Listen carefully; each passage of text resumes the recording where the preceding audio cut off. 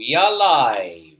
Okay, so it's not really turning out to be an ideal start for the defending T20 World Champions England. Their opening game against Scotland got washed out, and now they've suffered in what can be said a heavy loss against the 2021 champions Australia, a 36-run defeat. And at one stage, the way England were going, the way I would say Phil Salt and Josh Butler were going, it looked like that they would get past the finishing line well before the 20 overs, but then I think Australia chipped in with those crucial wickets and made sure that they make it 2-2 and sit pretty at the top of the points table.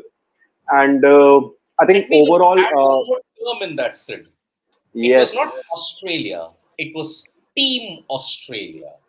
Because you look at the scorecard, you look at the bowling no charts, 50, no no 50 at all. no 4-wicket haul, no 5-wicket haul. But I would Yes, and like to stress I'm that looking at the bowling scorecard of Australia. yeah, Apart from Stark and Maxwell, Hazelwood got one, and obviously, Cummins and Zampa chipped in with those crucial wickets. I think a lot of credit goes to Zampa here. He's really been Australia's match winner in the white ball format, be it ODIs or T20Is for the past few years, and he's showed it in the 2023 World Cup also after having a tough opening two games and then ended as Australia's leading wicket taker. So I think, yeah, he's just making a habit of taking those crucial wickets. not just crucial wickets. And before Shashwat comes in, I'd like to just give me 2 minutes to wax lyrical about Adam Zampa. I mean, All yours, all yours. who Yeah. is the main factor responsible for winning the 2021 T20 World Cup? It was Adam Zampa, the leading wicket taker in that, and also the ultimate clutch bowler. You thought Stark, Hazelwood, Cummins, that magnificent trio can do no wrong. There is someone else who's fetching off from all that greatness, and that is Adam Zampa. Look at how he performed even in the 2023 ODI World Cup. And today, when Phil Salt and Josh Butler, when all other IPL teams were struggling to ensure that man, oh man, they would struggle to get those two batters, Adam Zampa today got them out. And because of that, the likes of Hazelwood, Cummins ensured that during the death overs period, consider this, no boundary for 21 balls. In a Yes. T20, in a death over, who does that? And Simply put, and I think rightfully, Adam Zampa has been declared the player of the match. It was just announced. he is, without doubt, if I have to look at this modern era, one of the best white ball bowlers that Australia has had. Period. Best white ball spinners that Australia have ever possessed. He's been an ultimate match winner here in the past 5 years. So, Shashwat, all yours. Yeah, I first things first. I would like before like getting into the game actually, but the world it was I think the 11th or the 12th game of the World Cup till now, and for the first time I was actually sitting and I felt it came like a very general thing. I felt for the first time that I was seriously watching an IPL game. The stands were full, not full, but yeah, as compared to the previous games, the stands were pretty full. Two quality sides were facing each other. The hype was there before the game also. Perfect conditions for a perfect T20 game. And what this also proves is that it's not the teams who are lacking skill or the intent till now. It are the conditions that had to be blamed. So for the first time, it really felt like the World Cup is gradually now taking pace. And talking about the game, I think Australia have like just shown what Australia are. As soon as they needed their players to stand up, it was their time. We were talking about Australia and we were talking about Glenn Maxwell or David Warner. Will they be dropped? Will they not be dropped? These are the days they actually back their players for. That is the reason they give them such long ropes, because when they seriously need them, they are always there. Even in the second innings, if I talk even a smaller example, in the second innings, when the English side was cruising towards the target after the power play, it was Adam Zampa who came, and it's again and again, it's about the consistency. How consistently he bowled those right line and length, and he did not let the English batters actually settle in. And that's exactly what happens in T20s. Two good overs, and then the pressure start, the run rate. Suddenly, I was watching the game. It was 9 run rate, and then within 2 or 3 overs, it was 13. So that's exactly what an Adam Zampa has done. I Yeah, two mean, things I would like to talk about here. Number one, Glenn Maxwell's banter with the English fans was just superb. I think they were once again pinpointing that sandpaper thing to him, and he replied in a superb fashion. And then, secondly, I think this is a question for both of you here, and I think it deserves to be brought into notice, not just for obviously both of you, but for the fans, who have tuned in, to for this live discussion. And thank you so much for tuning in at this time. Um, I think let's just talk a bit about England's middle order issues. Is I think there are multiple questions in a big question that is based on the right fit at number 4 for England.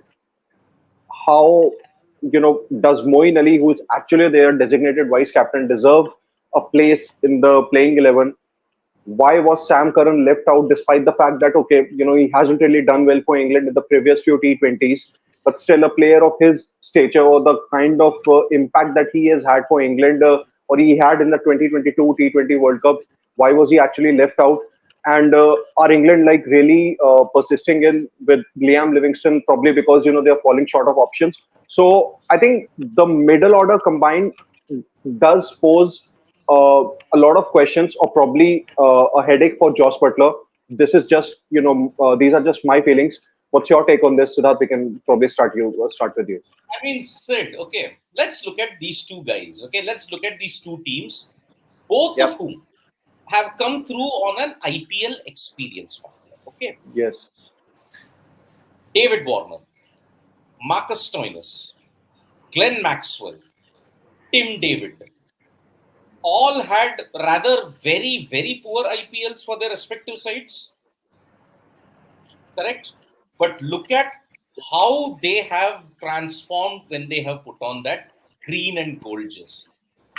In 2 games now, Marcus Stoinis has been one of your X factors with bat and ball. Against Oman, his onslaught of 4 sixes in 1 over changed the entire course of the game. Today, yet again, he's done well with the ball. Yet again, he's done well with the bats. These kind of conditions suit a Marcus Stoinis kind of, because if you look at it in the UAE edition, he achieved maximum success there. Number one. Number two, look at the freedom that has been given to David Warner. Look at how he's batting. David Warner, you said, no? I couldn't Yes, hear you. David Warner. David Warner, look at the way how he's transformed. Same, look at the England setup. Has Bairstow, barring that one occasion in the IPL, was he consistent? No. Sam Curran, he was consistent.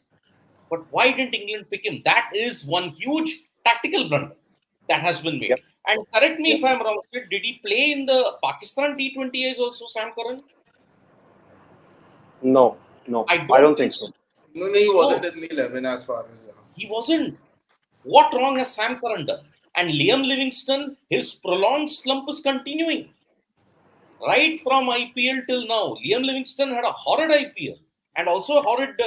He had a couple of good games in the Pakistan T20s. But apart from this, I'm sorry, this is the difference. Australia know the players, they will back them. England's player backing is fickle. They sometimes back the wrong horse. Strange, considering that that is where horse racing originated. England, anyway, whatever sports originates from there, they never do well in that, anyways.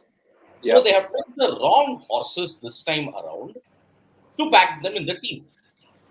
How can you go back to a Chris Jordan when you know time in and time out and time again he has never done well for them?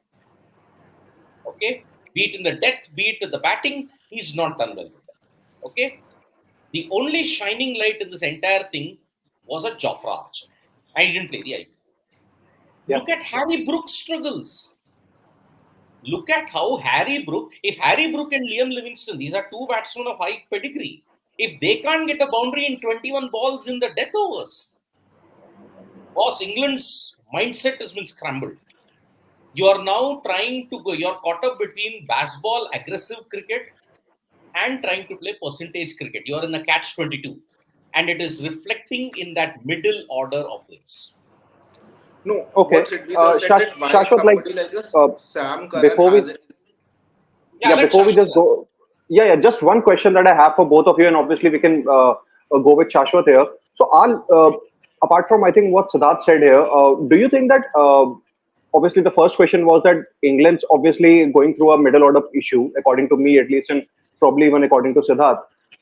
Second question is that do you think that England are really relying on past reputation of some of the players? Yeah. So replying to Sidvi sir first, that why somebody like a Sam Curran isn't getting a position in this 11 right now. Sam Curran has been consistent, yeah, for the Punjab Kings, but the problem was that he was batting really high up the order. Already in this side, I feel somebody like a Liam Livingstone hasn't been performing since a very long time, and according to me, he needs to come up the order now if he needs to get those runs. Because as of now, the team is expecting what the team is actually expecting out of him is that he should come down there and like hit 10 on 10 balls. He should be able to clear the boundary at least 4 times. I feel he is a batter who has much more to add to a team, add to the team, and that's why he's somebody who should already be coming really high up the order. Same with the Harry Brook, same with the Moeen Ali, and I feel same with the Johnny Bairstow. Now suddenly Will Jacks is coming at number three. At few months back, it was Harry Brook who was coming at number three. So I think they have No, no, no, plenty. not really. It At was, number five, at number five.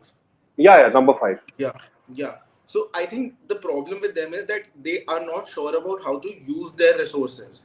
And I think they just need to sort out the positions of the batters and where somebody should play. Liam Livingstone, I think, should be coming up the order. Take a little bit of time, and then I think he could be a really dangerous player.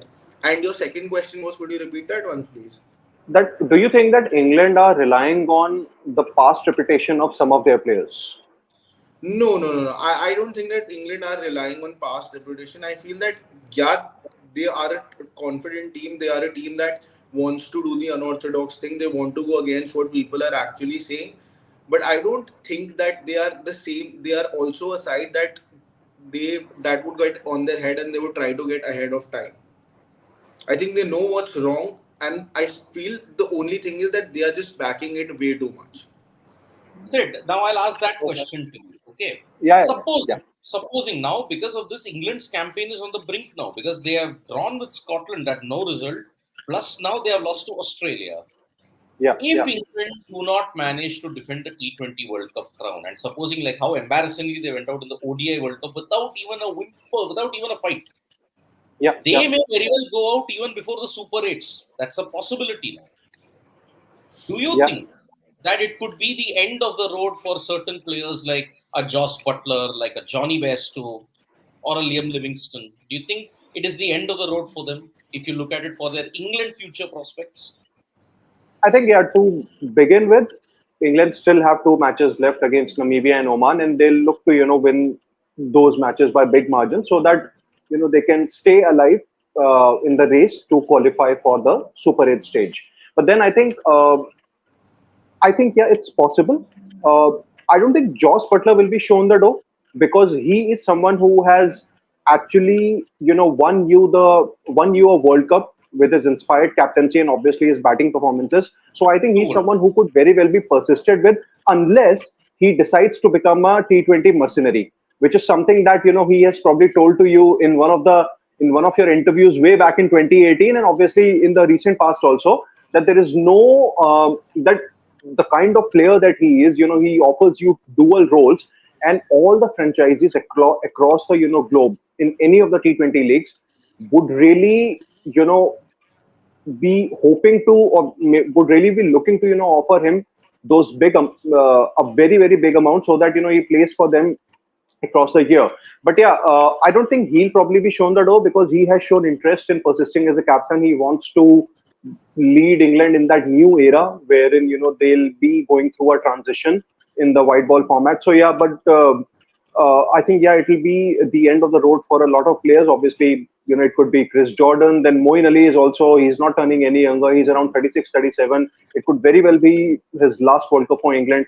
I think these players can probably hang around till the 2025 Champions Trophy. That England, ECB in the recent past have shown confidence in players rather than just making them scapegoats after after a couple of failures. So there is a possibility that, assuming England crash out of the T20 World Cup before the Super 8 stage, some of the players might still be persistent for the Champions Trophy, but England, like India, specifically in the white ball format, will undergo a heavy transition in the near future. So I'm just going through the batting and the bowling lineups. Okay, today Travis Head 34 of 18, David Warner 39 of 16. When did he ever play like that for Delhi Capitals? Mitchell Marsh 35 of 25. Maxwell still is struggling, but I think he's just one hit Exactly. away from becoming the Maxwell of 2023 yet again. Yeah. Marcus Stoyne is 30 of 17. Matthew Wade, 17 of 10. Oh, and by the way, did you see the confrontation that Wade had with Nitin Menon? I mean, that was really, really Yes. flashpoint. Do you think he was justified in that? Do you think the outburst that Wade had with Menon, knowing the situation, knowing the circumstances, was that correct? Or do you think does Wade deserve to be fined at this point in time? I think he could very well be fined because I don't really think there was any need of a confrontation there. Wade just needed to go about his business the way he was actually going. So I didn't really see any point with respect to that. Yeah. But, well, I will like to eat a bit of humble pie at this point in time. I know it is 2:25, but once Jen, who always is critical about us, he has said, these guys said A and B groups are easy. Well, once Jen, let me tell you one thing. Rain helped Scotland, okay, and because of that, B became complicated. Now, A, why did it become complicated? Because our dear neighbors, Pakistan, see a lot of our soap operas and they want to make it very, very spicy. So that is why they lost to the USA. Tomorrow, if they lose to India, their passage is confirmed. Not to the Super 8s, but to Islamabad Airport. Okay? Because if they lose now, then the USA Ireland encounter becomes a shootout. If USA win, Yeah. they're through. That's why. So that is the reason why we said on paper, look, how can you bet England, Australia in a group that has England, Australia, Scotland, Namibia, and Oman? Boss, if you had to just be a sane individual, you could have said that yes, it is the easiest of the group. Group A, As India, per cricketing logic, yes. as per cricketing logic. I mean, yes, Oman's captain can cause all the bluster by saying, oh, we know that they play only one-dimensional cricket, Australia. They don't have the technique to counter spinners, but that's only good on paper. And Yeah. you don't win World Cups on paper. Mohammad Kaif may disagree, but no, you don't win World Cups on paper. Okay. Second, I had read out the batting charts for simply one reason. Australia sometimes in the past had a big tendency to have one huge contribution from someone and the rest play around.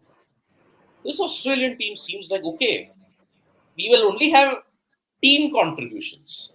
And that makes me even more scared of them. Because if this can contribute as a team, they have taken their revenge over England now. It's been 14 years in the making. At the same Yeah. venue, 14 years later, they have achieved their revenge. So that is why now, Group A, today there have been 4 games that have happened. Okay, it's been a very, very turbulent Saturday for all of us because it started at 5 a.m. The unthinkable happened with Afghanistan not beating, Right. decimating New Zealand. And because of that, we were all saying Group C could be a tight one. Now it seems like New Zealand or the West Indies might not go through. That is the situation. Group D today, man, oh man. I mean, Bangladesh versus Sri Lanka. The Nagin Derby really lived up to it, and that's why Bangladesh somehow managed. And I was about to take Sid Gulati's Charan ke photo, and I was going to do puja on them. If we had predicted that Netherlands would do a 3-zip on South Africa, and they nearly did, 12 for 4. But somehow David Miller held firm. But I'm sorry, some of the wickets, let me tell you, The pitch had nothing to do with it. It was just Yes. less kamikaze, crazy batting. Quinton de Hendrik Kock, Castle. Heinrich Klaassen, Quinton de Kock, what were they doing? So that is why only two teams now have restored some normalcy. USA in Group A are first on the table. Australia are first in Group B. Afghanistan are first in Group C, and South Africa are first in Group D. Group D. Gentlemen, when the World Cup started, did you honestly believe this was going to be your top teams in the ICC T20 World Cup? Sid, I know you tried to be different, but please, heart on heart, you predicted this would be the top teams. See, in case of USA, definitely not. I think USA are currently the table toppers. Obviously, I think India have just played one game, so can't really say much about Group A here. Then Group B is, can you just repeat the teams? Australia, Yeah, England. I think, yeah, it could have been either Australia or England, but the team that is currently placed second in Group B, it's Scotland. I think it's sort of a surprise, but that abundant clash against England did help their cause. Then Group C is Afghanistan. To be honest, I'm not surprised at all, and that is something that I was telling to all of you in the office yesterday. That let's not be surprised with Afghanistan's wins against the top-ranked Test nations or any of the top-ranked teams. They are very well capable of doing it. They have shown it in the past. The only thing that Afghanistan are doing now better is that they are being consistent at it. So let's just not be surprised with it. And yeah, in Group D, I think South Africa may be a little surprised because I expected the way I think the pitches are panning out in West Indies and USA. Traditionally they are low and slow wickets. So I expected either a Sri Lanka or a Bangladesh to top the group as of now. But yeah, not really surprised with South Africa because on paper, obviously, they are better than Sri Lanka and Bangladesh. I did expect conditions to favor both the Asian teams, but then I'm not really completely surprised by South Africa's brilliant performance. Or Okay, maybe so those come I'll from give you behind victories. points now. Okay, so Anurag0240 saying Australia looks clinical as always in World Cups. Gentlemen, do you have anything to say? Absolutely right. Absolutely. No two doubts about it. Yeah, yeah. Nothing more to add. Yep. Priyanshu is like saying New Zealand, Pakistan, and England, all three may not qualify. India Super 8 can be really easy. Afghanistan, India, Australia, Bangladesh, India through to semis. Yes, Priyanshu, I mean, if it stays the way how it is, New Zealand and Sri Lanka, the two teams that India have never beaten in a T20 World Cup, they may be eliminated. And it will be Bangladesh and Afghanistan coming in their place. Wow. The I stars think it's couldn't going have to be aligned. such a great thing. Three Asian countries in the semi-final, if this prediction is to be true. Out of that, I When think was the only last two. time we saw that? 2011. Yeah, India, 2011. And Pakistan, 2011 was New the Zealand. time when we even won the World Cup. So yeah, When? 11 we even 2011. won. Yeah, yeah, yeah. And one more prediction. The last time Pakistan tied their first game and they lost, India went on to win the T20 World Cup title. That's becoming truer and truer with each passing day. So, Anurag with yet another comment. If West Indies beat New Zealand, Afghanistan is surely through. Yes. Yeah, yeah. See, now Absolutely. They have one more game, and that is against Papua New Guinea. Afghanistan, I think, would qualify in any which situation. Whichever team Yes. wins of West Indies, New Zealand would be the second team to go through that group. Yeah. So, And I think Afghanistan are tomorrow, also well deserved. I wouldn't be sad if New Zealand, one team out of New Zealand and West Indies actually are knocked out because Afghanistan really deserve a place. Yep. True, Saad true. Wahid from Pakistan joins us. Tomorrow, Pakistan out of the World Cup along with New Zealand. Oh, and he's saying, I am Pakistani, mark my words. Yeah, Pakistan Pakistan. qualified. Even if they lose to India, technically they'll still not be disqualified. Mathematically, they'll be Yeah. alive. I still They feel will be that alive, even if but they as I lose, they said, would they be the need other second team to players. qualify. Yeah. Yeah. Yeah, Shashwat, what you're saying? I'm saying that I think even if they lose to Pakistan and then Ireland lose to USA and USA also lose to India, then Pakistan might just qualify. But that's again Yeah, true, going true. down to the wire. Basically, their fate won't be in their hands. As simple Yeah. as that. Basically, yeah, USA have to win one more game. Yeah. I'll take this comment, Siddharth. Deep Yeah. Singh says that England batting heavily reliant on top three. Absolutely, no second thoughts on that. Livingston and Bairstow form has been lackluster for far too long. Absolutely. Once again, Deep Singh is on point. And Brook is not good on these slow pitches. Okay. To be honest, Bairstow, if not opening, shouldn't be in 11 at all. I don't disagree with this. Yep. Because and Brook, I think now his kryptonite's been found. Slow pitches.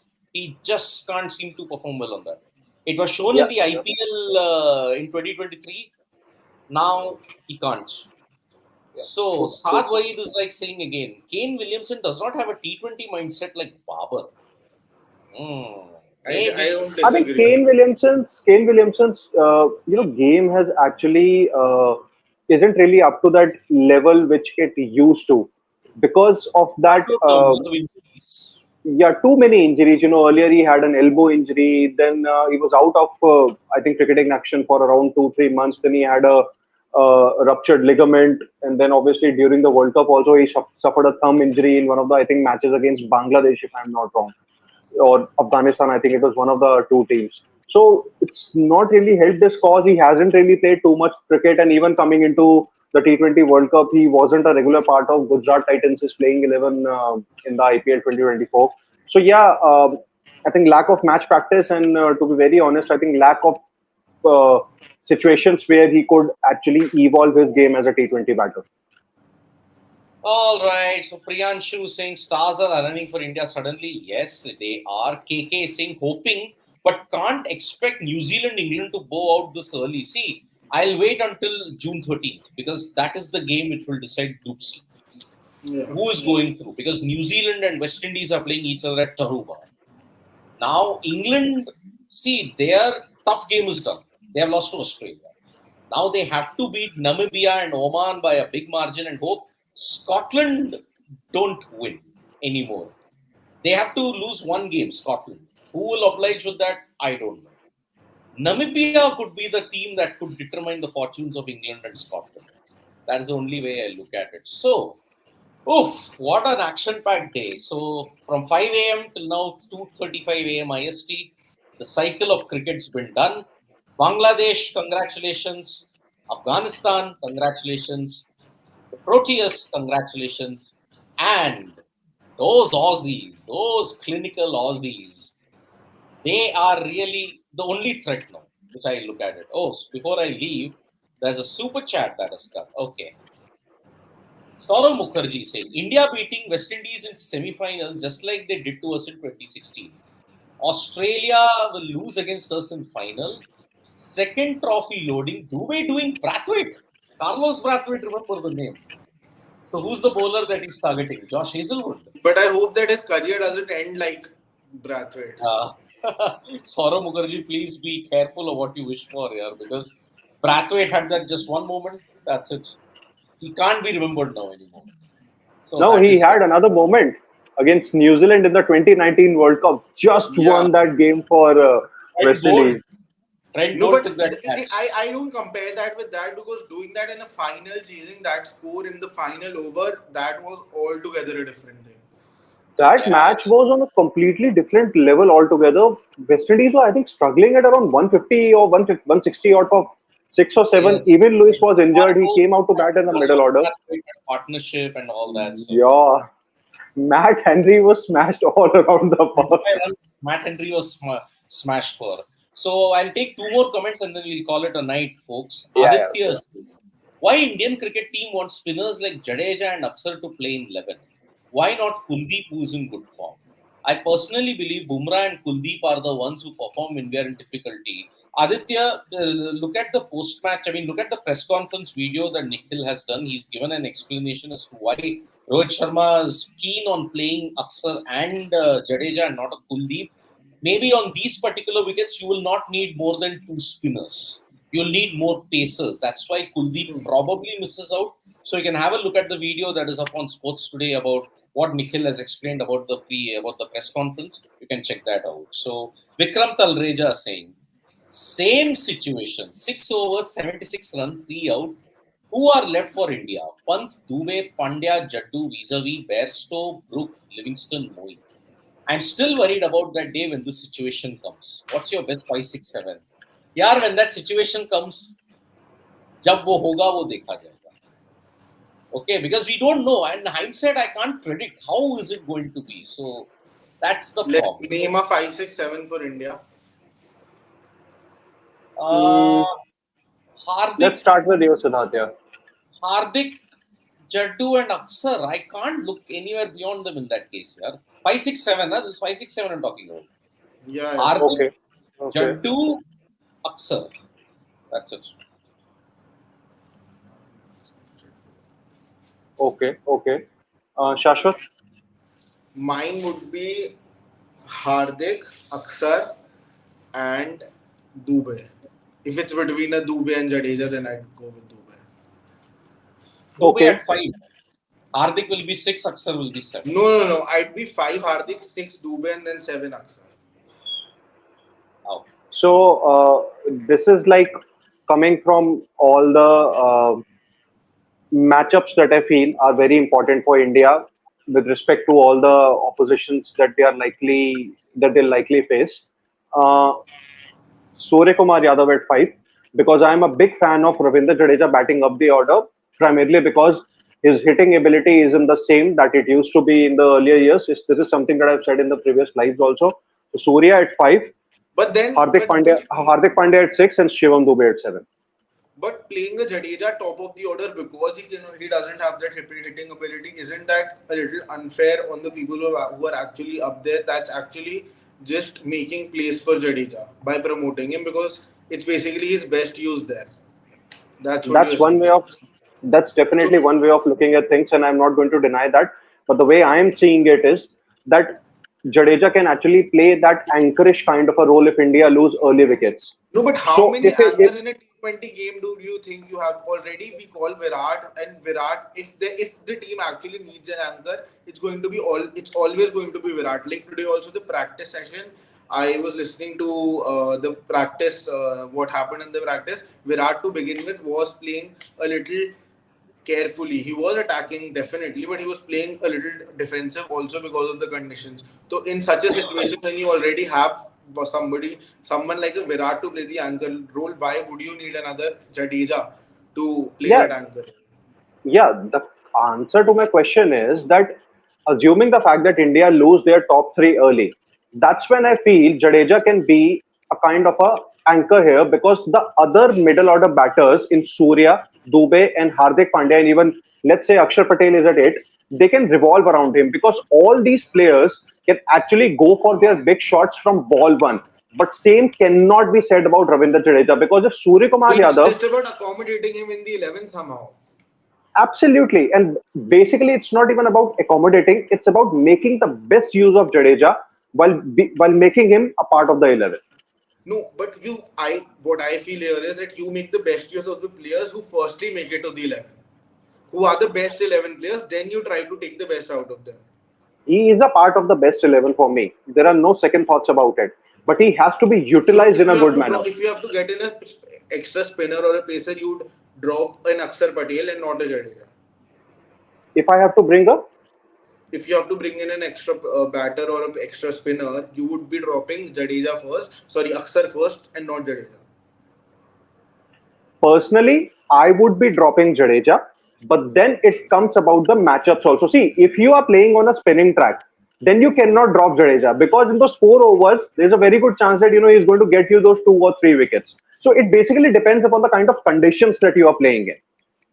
Yeah, but see, I think so far with the batting order that is there, it seems to be settled. But if you Yeah, bat seems to be settled. anywhere below 5, I think you're wasting. Number one.